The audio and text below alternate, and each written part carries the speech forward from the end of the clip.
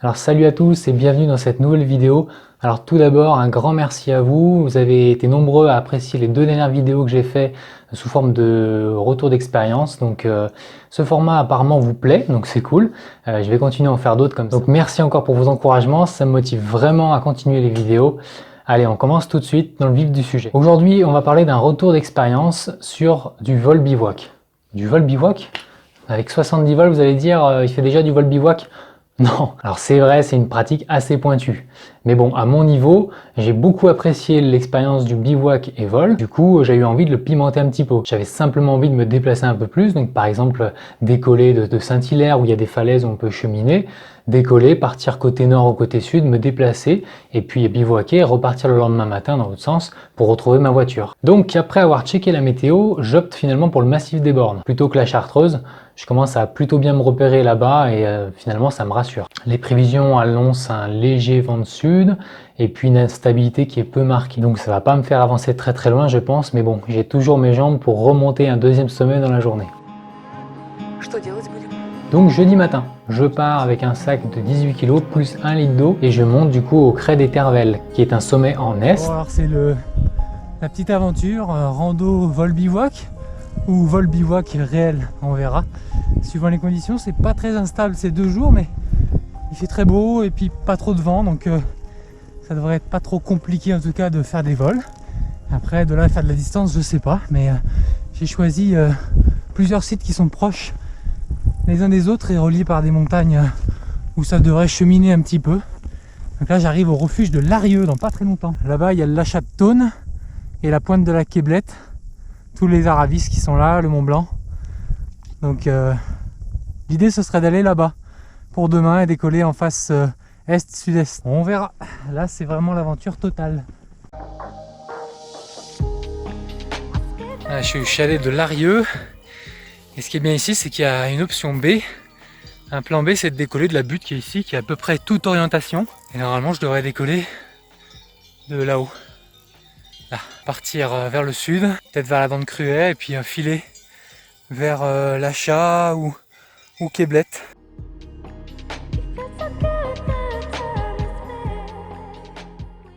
Je devrais décoller dans ces pentes là, un peu en dessous, mais on va pas faire l'économie du sommet, on va aller jusqu'à la crête. Bon, au niveau conditions, c'est bien en place, hein, les brises de pente sont bien présentes. Décollage est un petit peu raide, hein, mais avec la brise ça devrait quasiment pas consommer de distance, donc ça devrait aller. Le vent est un tout petit peu travers, mais les brises quand elles sont présentes lors d'un cycle c'est vraiment face à la pente, donc c'est une question de moment. Voilà, c'est bien trace, donc j'ai le choix, soit je vais par là, hop, et ensuite on cheminerait par là. Normalement ça devrait bien le faire, hein. Ici il y a une grosse combe, donc ça devrait bien canaliser un thermique possible, on va voir. Voilà, donc les décollages montagne avec autant de brindilles s'adresse à des gens qui aiment détricoter, surtout avec des voiles comme ça un peu fragiles, avec des suspentes non gainées. Il faut vraiment vérifier que rien ne va accrocher pendant le décollage. J'ai tellement peur de tout arracher. Le décollage était d'apparence plutôt simple, mais la pente elle était quand même assez raide. Le seul souci c'était les brindilles qui avaient tendance à accrocher les suspentes et il fallait vraiment faire une prévol irréprochable pour partir et bien souvent la voile elle restait accrochée. Là tu pries pour rien arracher. Tu pries. Ça m'a vraiment énervé, il a fallu que je change 2 fois d'endroit pour décoller. J'espère un peu moins hostile, quitte à descendre plus bas. Et là ça commence à bien faire là, ces petites brindilles. Tiens, il y a quelqu'un qui vole ici, c'est plutôt bon signe pour moi. En tout cas les cumulus sont de la partie cette fois-ci. Il est tard, c'est vrai, j'avais prévu de décoller beaucoup plus tôt, mais les brises de pente sont toujours là, de face.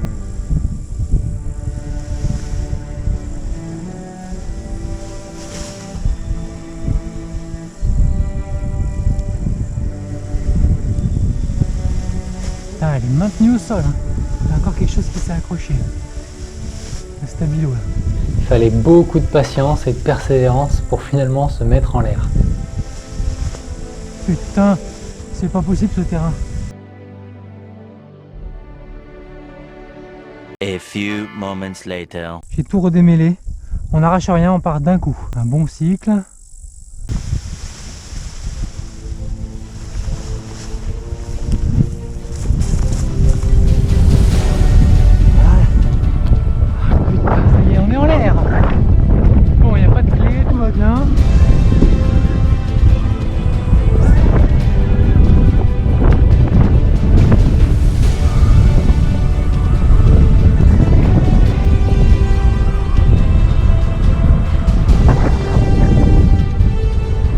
Donc là je pars en direction le nord, je rencontre des premières falaises, ça bip bip un petit peu, c'est pas foufou, ça me permet pas vraiment d'enrouler, donc je continue à avancer.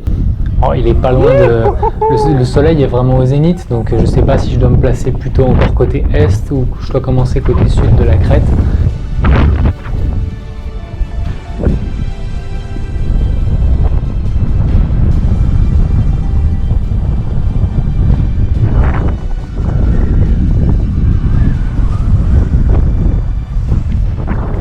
Finalement, je change de combe, je traverse.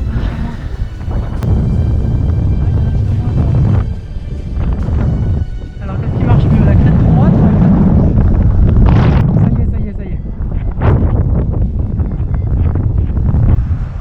Allez, monte. Ça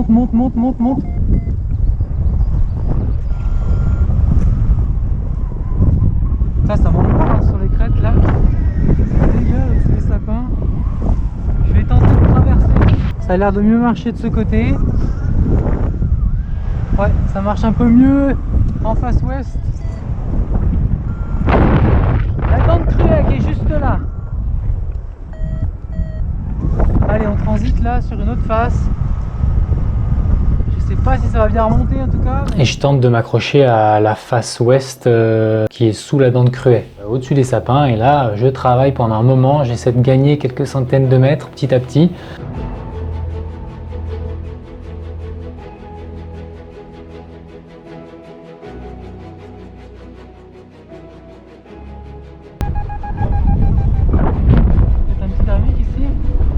Mais bon, j'ai l'impression de plafonner, j'arrive pas vraiment à obtenir un vrai cycle thermique qui me permet de monter, donc je suis dans la brise, ça bip bip de temps en temps. La bagarre là, sur cette crête, derrière la dent de Cruet, j'arrive pas à sortir, j'enroule de temps en temps, je chemine de temps en temps, mais je sais pas, ça veut pas. Là au-dessus des pierriers, il y a des fois des trucs. Voilà. Ça me permet pas vraiment de passer sur la couche supérieure, parce qu'au-dessus, je vois à la dent de Cruet d'autres pilotes qui ont l'air d'être un petit peu mieux, l'aérologie en haut est plus établie, en bas c'est un peu chaotique. Je suis entre deux crêtes, dans une combe, c'est vraiment pas simple. Je vais essayer de partir de l'autre côté là, et allez, la chemine, là ça y est, ça remarche. 1532, c'est mon meilleur score en altitude. Finalement, je suis du côté nord de cette grande montagne, donc c'est peut-être pas le meilleur endroit pour rechercher les ascendances. J'avais peut-être pas anticipé ça dans mon plan de vol. J'avais anticipé décollage en est et puis léger vent de sud pour m'aider à transiter vers la pointe de la Québlette. Je décide encore une fois de changer de combe et finalement ce sera l'erreur la plus dure de la journée. Je pense que j'aurais quand même dû continuer à travailler ces brises. Il y aurait peut-être un thermique qui serait apparu à un moment donné. Mais bon, c'est plus facile à dire après coup. Allez, on essaie une transition sur une autre face. Voilà, j'ai quitté la pompe là.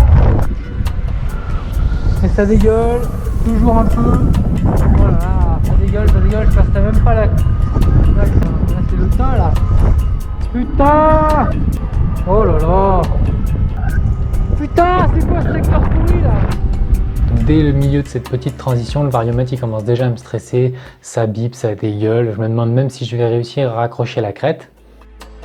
Alors non seulement je trouve rien, mais je sens que je commence à m'enfoncer dans cette espèce de brise de vallée et puis j'ai déjà des premières alertes sur ma voile, des petites fermetures et je sens que le vent commence à me décaler sur la droite. Pas évident, hein, j'aimerais bien sortir là ici. Je m'enfonce petit à petit dans cette brise de vallée bien malsaine, je passe vraiment de justesse la crête et là je subis vraiment le chahutage le plus important de mon vol.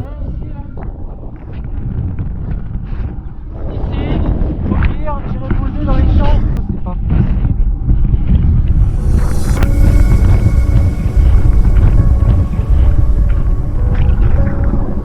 Oh la vache!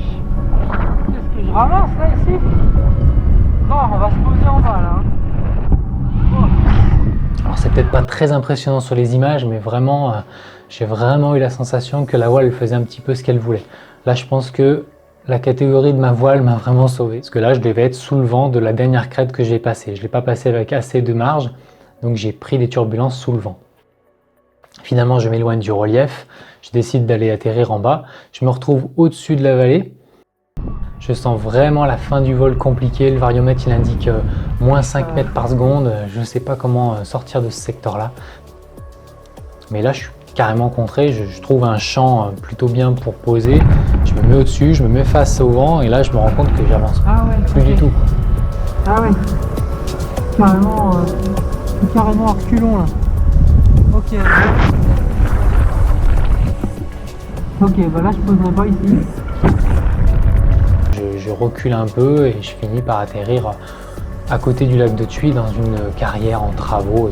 Alors la brise diminue finalement un petit peu, mais je subis un gradient monstrueux et j'arrive pas vraiment à arrondir. Et je me pose vraiment en catastrophe. Vous aviez dû voir ces images-là dans mon dernier retour d'expérience.